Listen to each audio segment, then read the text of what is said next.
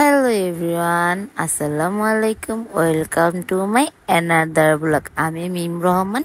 সেদিন কোথায় চলে গিয়েছিলাম অবশ্যই তোমরা আমাকে দেখেছো। সেদিন আমি ননদ ভাবি স্টলে চলে গিয়েছিলাম, যেটা আপু আমাকে ইনভাইট করেছিল তাদের মগবাজার অ্যাট দ্য টেবিলে। তো আমি আমার বাসার থেকে একটা রিক্সা নিয়ে আমি সোজা মগবাজার চলে আসি। মগবাজার মোড়ে, বড় মগবাজার যেখানে, তো সেখানে মোড়েই এখানে লেখা আছে বড় করে অ্যাট দ্য টেবল।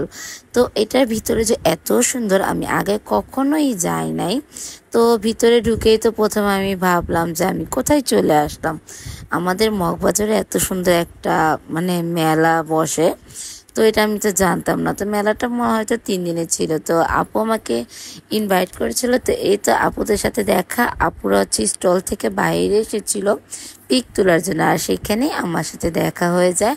আর সেখানে আমরা কিছু পিক তুলে ভিডিও করে নিই।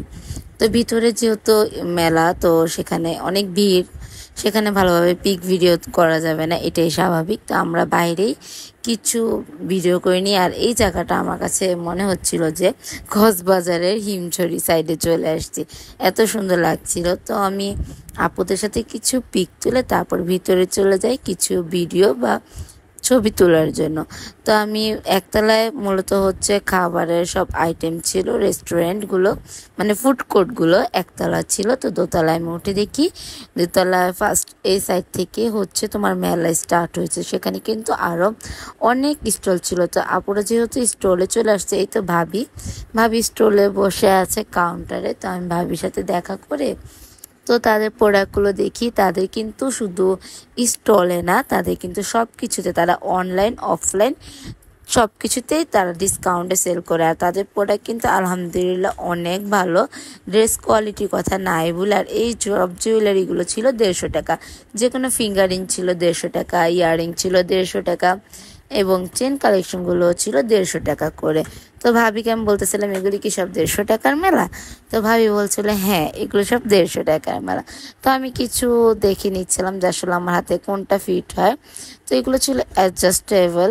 তো যাই হোক, এগুলো দেখার পর আমি কিছু আরও স্টল ঘুরছিলাম, আসলে আমার কিছু ভালো লাগে কিনা, যদি আমি কেনাকাটা করতে পারি কিনা। তো এখানে দেখছিলাম অনেক সুন্দর সুন্দর সবাই অনলাইন বিজনেস ওম্যান ছিল, তাদের মধ্যে তারাও এখানে স্টল দিয়েছে। আর এগুলো কিছু প্লান্ট ছিল, মানি প্লান্ট ছিল। এটা রুমে যে কোনো জায়গায় অ্যাডজাস্ট করা যায়। প্লান্টগুলো আমার খুব ভালো লাগে, যদি আমার রুমে জায়গা নেই তারপরও আমার খুব ভালো লাগে। নেক্সটে কখনো অন্য সময় নিব। তো ভাই আরেকটা কথা শেয়ার করি, এটা স্টলটা কেমন আমি বুঝতে পারিনি। এই একটা শোপিস ছিল নাকি 900 টাকা। আসলে এত দাম এই শোপিসটার আমি কখনোই ভাবতে পারিনি। আমি নিব বলে রেখে দিয়েছি। 900 টাকা দিয়ে আমার কেনার মানেই হয় না। আর এটা চেয়েছিল 2500 না 2600 টাকা। বাবারে বাবা, স্টল যে এত দাম তা আমি জানতাম না। যাই হোক, এটা যার যার বিজনেস। তো এখান থেকে আমার মেয়ে একটা ব্যান্ড চয়েস করছে, অ্যান্ড সে এখন এটা নিবেই। যদিও তার এই ব্যান্ডগুলো অনেক আছে, তারপরে সে নিবে, সবগুলো নাকি নিবে। তারপরে আর কি তাকে কিনে দিতে হয়, আরও কিছু ব্যান্ড সে সিলেক্ট করে রেখেছে, নিবে। তো ব্যান্ড কেনার পর আরও কিছু আইটেম কেনার পর আমি চলে যাই ডাইরেক্ট বাসার দিকে। এই